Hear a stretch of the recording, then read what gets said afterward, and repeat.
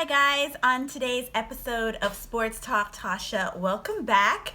We're going to talk some more about the NFL draft. There's some interesting things that happened in round 2 and 3 yesterday, and we're also going to mix it up a little. We're going to bring some NBA into it. So, thank you for joining in and get ready for another episode of Sports Talk Tasha. Thanks for joining, guys.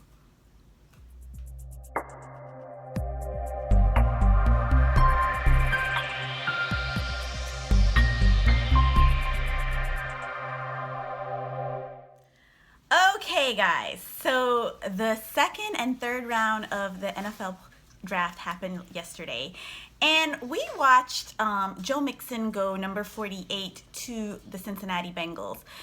When that happened, when he was announced, the Philly crowd was booing. I even saw some Cincinnati Bengals fans booing.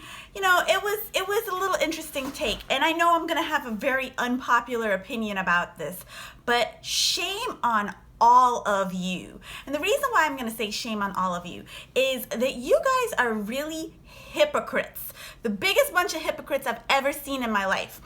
None of you boo Des Bryant. None of you boo Tyreek Hill. None of you boo Terrell Suggs. None of you boo any of these guys who don't have video evidence of what went down when they committed domestic violence. But please believe, when Des was drafted, when T Suggs was drafted, everyone was excited. But because Joe Mixon has video evidence, it's a boo. Please believe all you Bengals fans will not be booing for Joe Mixon when he scored touchdowns for the Bengals in the 2017 NFL season. So now you want to boo him because you have video evidence. 3 years ago, in 2014, he punched a female at a restaurant. Now, here's my take on this. And I know a lot of feminists are going to, get really down on me because I am a woman. And trust me, I do not condone domestic violence. But we preach all the time that, there's rehabilitation and we can give people a second chance, but we can't give Joe Mixon a second chance because 3 years ago there's video evidence of him punching another female student. No, you guys are all a bunch of hypocrites. This is exactly why people can never get better or do better, because you just always want them to stay down. Joe Mixon was punished by Oklahoma. He was suspended an entire season. He takes anger management classes. He does all sorts of things, but it's not good enough for you because now he's given an opportunity to play the game at the professional level. You guys are the worst. I'm so disappointed that grown-ups, adults like you guys are really gonna put him down like this. When is it ever gonna be enough? When is Joe Mixon going to ever do anything enough? And then supposedly last week, a man from his hometown said in high school Joe punched his daughter. Why weren't you speaking up in 2014 when Joe was going through all this, when you knew that there was all this talk of domestic? Why didn't you speak up then? Now because he's entering the NFL draft is a problem? You guys are the absolute worst. You vilify people for the rest of their lives no matter what they do. They can never be better or do better. They must always live in the past in that one moment, and that one moment must define them. That is the most ridiculous thing I've ever heard. If you trust me, I know you Bengals fans are going to root and cheer for Joe Mixon when he scores you touchdown, because that's all you care about. That's why nobody talks about Des Bryant. That's why nobody talks about Tyreek Hill. That's why nobody talks about Terrell Suggs, because it's all good in the hood because they're playing the game and balling the hell out. You guys are the biggest bunch of hypocrites I've ever seen in my life. Do not vilify people for the rest of their life because they made one mistake. Now, please believe, if he makes a second mistake, there ain't no more third chances. You are out, Joe. And I know, at least I hope that Joe Mixon knows this. So there is no third chance. But why can't we give people a second chance who have really shown that they are trying to do better? Why must it always be that one moment that defines them? You guys should be all ashamed of yourselves as adults. It is the most ridiculous thing I've ever seen in my life. We shall see what happens in the fall when Joe scores a touchdown. I bet everybody in Cincinnati is gonna be like, "Oh, Joe Mixon, you're the man." I'm gonna see all these tweets like, "Oh my God, did you see Joe Mixon do that? Oh my God, did you see Joe Mixon do that?" You guys are the absolute worst. You should be ashamed of yourselves. I can't say that enough. Anyway, that's my little rant. As you guys see, I'm decked out in my Florida State gear. I am wearing my Florida State gear because shouts out to all my Seminoles that went in the draft yesterday. We have Dalvin Cook, of course, going to the Vikings. It's a great look for him. The Vikings obviously need a running back because Adrian Peterson is no longer there.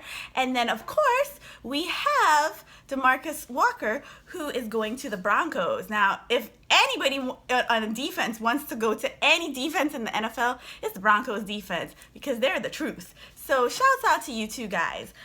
Let's take another transition and let's talk about the NBA playoffs. Yesterday, we saw the Bulls get eliminated by the Boston Celtics in the 6th game, I believe it was. And D-Wade, oh God, D-Wade. Dwyane Wade scored 2 points in 19 minutes. Now, Dwyane Wade has had a stellar career. Nobody can ever discount what that man did in Miami. He won 3 NBA championships. That's ridiculous. Most people, we know one specific person who is always on Inside the NBA who's never won one. So to win 3, it's pretty remarkable. But D-Wade, this is how I feel about this situation. You have had such a great career, and I hate to see somebody who's had such a great career and they keep continuing to play when maybe they shouldn't play, and it affects them. That's what people are looking at. That's adding to your legacy. And I don't want Dwyane Wade to go out like that. I want Dwyane Wade to go out on top. I want Dwyane Wade to be, the Flash. I want people to always remember him as the Flash, Wade County, whatever. But to watch that was really, really painful.